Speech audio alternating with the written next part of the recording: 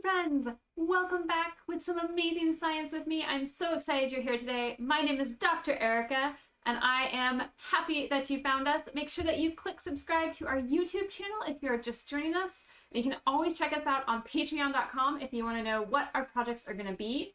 We are at the start of an amazing 2-week unit that's going to be all do-it-yourself games. So we'll be making tabletop soccer, some foosball, pinball machines, and today we are going to make a really fun maze that we can program our way through or we can tilt our way through. So you can do it a couple of different ways.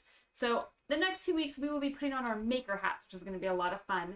And then our next unit is going to be Nobel winning science. It's going to be amazing. We're going to do some Nobel Prize winning science projects from the last 20 or so years. And one of them, we're even going to do CRISPR, which worked on it was the 2020 Nobel Prize for chemistry this year. And we'll also be doing the 2020 Nobel Prize for physics. It's going to be amazing. And then our unit after that will be science and art together. It's going to be epic. So I really hope that you guys join us and plan for those things. It's going to be a lot of fun. All right, so what you need for today's project, just need a marble and some Legos. You need a Lego base plate for whatever sort of size of maze you want. And then I just have a nice little plate of some random Legos. They're not all just sort of these like log pieces. I've got some slides in here. I thought maybe we could try to open a door. Whatever pieces your imagination wants to make your Lego maze even more fun. And then to add the tilt aspect, you need some popsicle sticks and some tape, and that will let us put some sort of handles on this so that you can only touch it and tilt it as we go. So all you gotta do is build. Now, I kind of like thinking about building around the whole edge first, so that if you go out of your maze, it's not a big deal. I'm not sure why that piece is not working. There we go. So it's not a huge deal if you sort of balk the edges of the maze. We want to make sure that our marble can't escape. And the way that we can do that is just by putting across these pieces on here. And that gives us a nice little boundary.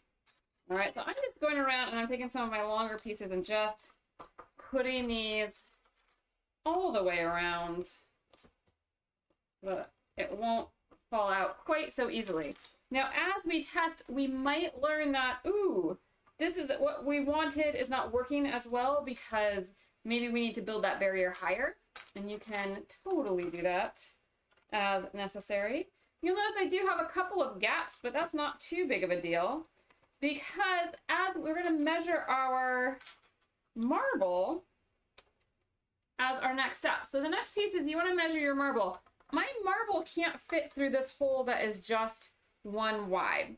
You want to check and see, for a normal marble, you need 2 dots total clear to make it. It doesn't actually hit the bottom, but it'll sort of roll on the rails. If you have a bigger marble, you'll need to change what that looks like.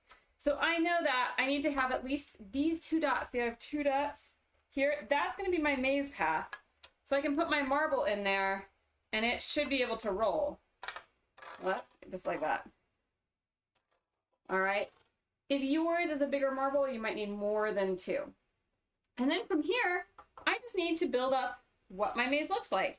Making sure that even when I turn corners, I always have 2 dots that are open. So when I come to this corner, here I even have 3 dots, which might help my player make that corner.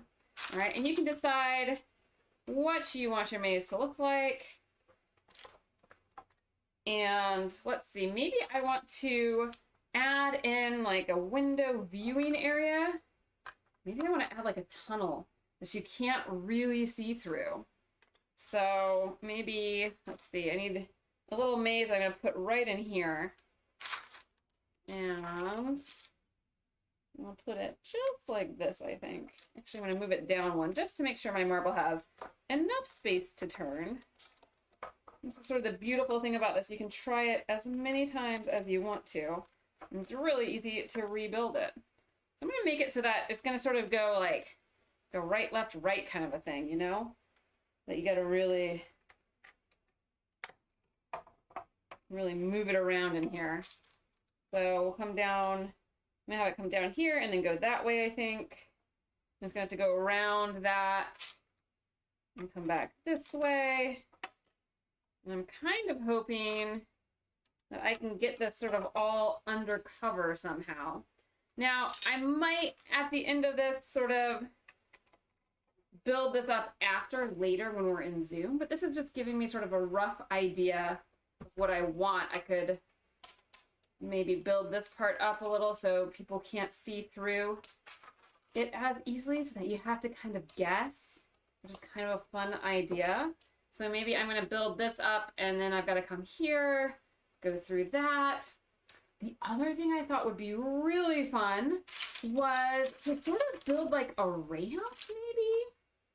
We have a bunch of these little guys right here, and I thought that could be really interesting if I like made my marble go up a ramp and maybe down a slide. Now the ramp part is going to be tricky because my slide, if I have a slide, it's got to get kind of far up. So let's see if we can get this. I'm not sure if we'll have enough space. Maybe I'll have to turn it. It's one of the beautiful things about this project. Ah, there we go. Ooh, see how it's right at the edge? So maybe I just move this whole ramp up. The great thing about playing with Legos and about making projects is it doesn't usually come out the way you want it the first time. You got to keep trying, keep building, and sort of see what happens. All right, so I'm going to move this forward a little bit so I can make this ramp, and then my little marble's going to go down a slide. I just think that'll be so fun. Oops. To have it go down that slide. I clearly need to build up these bottom parts a little bit. I'll put this here so that it can be a little bit more stable. There we go. And let's see, maybe I should do that on this one too. And it just sort of depends what you want in your maze. You could make your maze just sort of around and turns and corners. That's totally fine if that's what you want to do. But just know you have these options to really be super duper creative and do all sorts of different types of ideas on what you will make your maze be. So you could, oops, that's too high. Oh, it's going to be too high no matter what. Let's see. Oh yeah, it's a little too high still. So I need another one of these. I thought I was in the clear, but I'll need another one. So maybe, maybe I need to do this in a spot where I have more space to do it. I'm not sure. Although maybe I could just bump it up. You know, I'm going to take this piece off. This is all about editing as we're a maker. Notice how many times I'm breaking it down, and that's totally okay. I'm going to use this little ramp piece that I have right here, if I can get it off. We have some very old Legos that just stick together. Ah. Let's see. Well, maybe it's not going to come off. So, that's okay. I can work around that. So, we'll put this back together. Let's see if I have any other sort of steep little pieces. Don't. Well, I have this guy. Oh, Evan just brought over my stuff. Let's see if it comes off with this. Although this guy didn't. Let's see. I really want this piece. This is the piece that I want. There we go. Because this will give me like a nice little extra bump up. So let's rebuild this. Notice I'm not discouraged at all that it didn't work. It's totally fine. These things happen all the time as we're building. All right, so you don't want to get discouraged when we're doing this because, you know, we just do the best that we can. All right, so here's another one. And I'm just going to go up really fast for this last little bump. And now I should be at the right height. Oh yeah, that looks really nice. I'm just going to put the pieces here so that that piece can be stable too. And you know, as I'm building this, I'm kind of thinking, ooh, this makes like a cool tunnel piece. Maybe that could be like the exit to my game, which would be really neat. And that would mean I'd have to move sort of this outside piece. And I'm okay with that. So I'll put this guy down here. And so if I wanted this little piece right here, this is the exit, I could do that. I just need to make sure my marble can get out. So I could move this down just like that. So my marble, this is gonna be my finish line, I think, which is gonna be a lot of fun. I'll make sure it can't come out right there. It can only come out right there, which I think is great. So I'm gonna come down and it's gonna have to turn. These are just all sorts of different things you can add into your project, all right? I have this door. I'm not actually sure if the marble could open the door, but I think that could be really cool. In fact, it might be good if I put it here because it would slow my marble down. Oh, but then the door can't open. Tricky. What if I could add more maybe. We'll see how it comes down. Let's test it actually. If I come down here, oh, it stays in. So I'm gonna make it go up and then down. And now the question is, what am I gonna do for the rest of my maze? Now, if you want, you could make dead ends into your maze, which could be really fun too. There's so many options for what you could do here. Maybe I'll put that piece in. I know Georgia thought this was a cool piece, so maybe I put this piece. Maybe this is a bonus piece, like you can get extra points if you come in on this spot right here. That could be kind of neat. I would dig that. You gotta raise it up though. This one doesn't have the little... This is before they used to take those pieces out so that they can go on anything. So we could put this like this, maybe, if we wanted to. All sorts of things that you can do. And you're just going to build it up however you want to. I'm going to work on this during our Zoom class, but I want to show you how you can add the tilt part to it. All right, so we have a few ideas of ramps and slides and maybe doors and tunnels that you could add all the way to it. And then to turn this into a tilt thing, you're just going to turn your project over. And wherever you want to add the ability for somebody to hold, we can just tape some popsicle sticks on the back. All right, now you might give them 4 popsicle sticks, sort of a north, south, east, west idea. Maybe you want to give them just 2, and that maybe makes it a little bit more difficult. But you can just tape these guys on the bottom, and you'll be all ready to have a really fun tilt marble maze.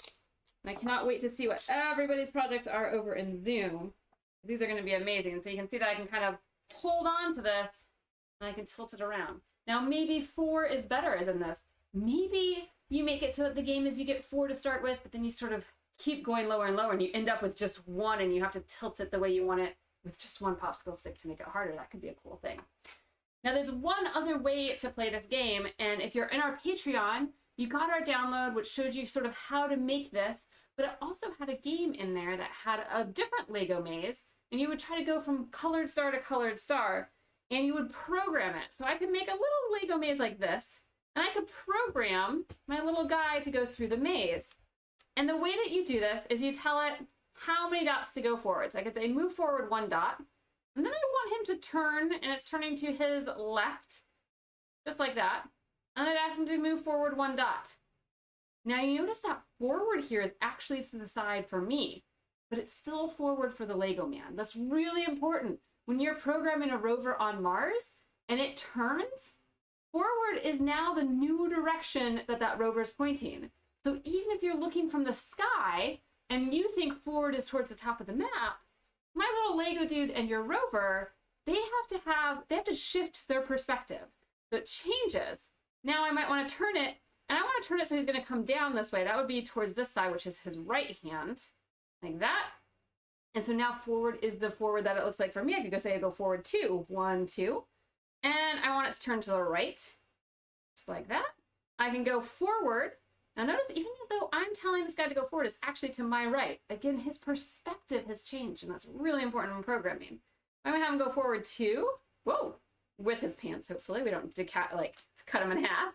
1, 2, and then I want it to turn to the left. There he is turning to the left.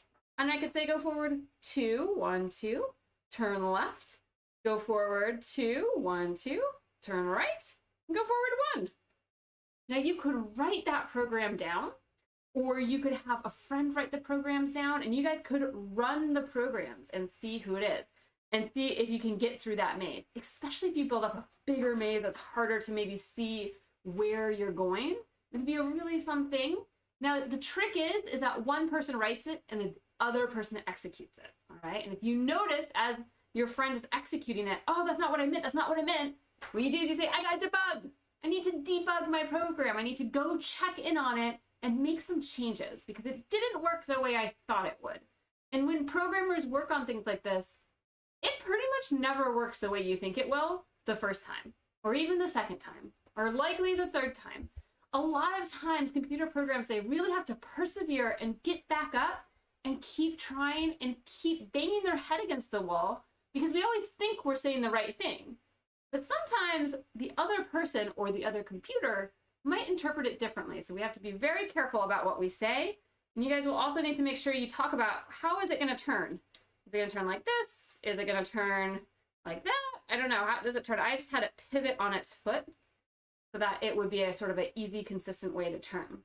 That is the other way that you can play the Lego maze game. You could even do it with this one, right? I could write a program that puts this little guy through the maze, and here I could just have it go forward the dots, and he would sort of go up like that. And if I go forward another dot, maybe he just slides down. You'd have to decide with your friends how that would work, but you could even program this little Lego guy through your maze, as well as doing a tilt marble maze. So it's a great way to do a bunch of making, creative thinking, creative ideas of those tunnels, and what can you make it do? Maybe you have noises, point areas, and then also about the analytical thinking about how do I write this down if I was going to send somebody through the maze and they were blindfolded. It was a lot of fun. I want to say thank you so much for joining us today. Tomorrow we are making a pinball machine, and I will say goodbye to our YouTube friends, but hello to our Zoom friends. I can't wait to see you guys as we continue to build and share our really cool projects. I have very high expectations for the fun things that you will do in your project. Alrighty, friends, have a great day, and we'll see you tomorrow.